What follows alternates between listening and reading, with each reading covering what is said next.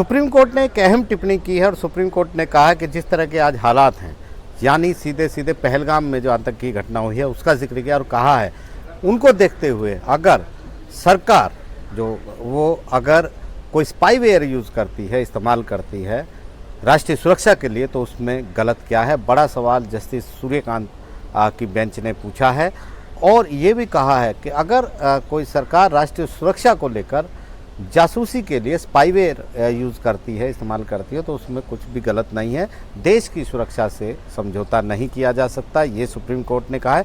और इसके अलावा ये भी कहा है कि अगर चिंता की बात जब हो, जब एक जो सिविल सोसाइटी के लोग हैं, एक आम नागरिक है, उनकी जासूसी के लिए कोई स्पाईवेयर यूज़ करे तो चिंता की बात है, जिस पर सुप्रीम कोर्ट नज़र रखेगा।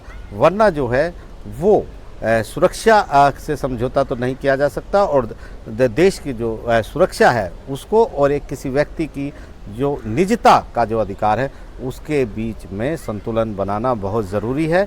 और ये जो टिप्पणी की गई है ये पेगासस स्पाईवेयर के मामले में सुप्रीम कोर्ट ने की है, जिस पर सुनवाई सुप्रीम कोर्ट कर रहा है। और यहाँ पर सुप्रीम कोर्ट के सामने ये अर्जी आई थी कि जो टेक्निकल कमेटी जो सुप्रीम कोर्ट ने बनाई थी जस्टिस रविंद्रन की देखरेख में, उसकी रिपोर्ट को साझा किया जाए, सील बंद कवर से बाहर निकाला जाए कि किन किन लोगों के जो फ़ोन थे वो सरकार ने स्नूपिंग की है, पेगासस स्पाईवेयर इस्तेमाल किया है।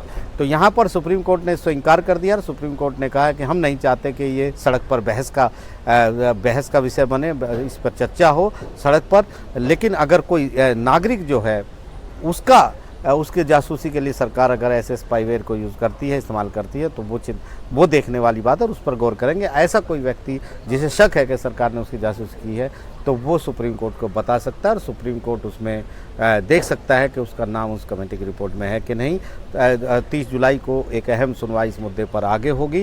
याचिकाकर्ताओं की ओर से कपिल सिब्बल ने जो यूएस की अदालत है उसका फैसले का जिक्र किया, जिसमें कहा गया था कि करीब 1400 लोगों के स्पाईवेयर ये यूज़ किया गया था पेगासस, जिसमें 300 जो हैं वो भारत के थे।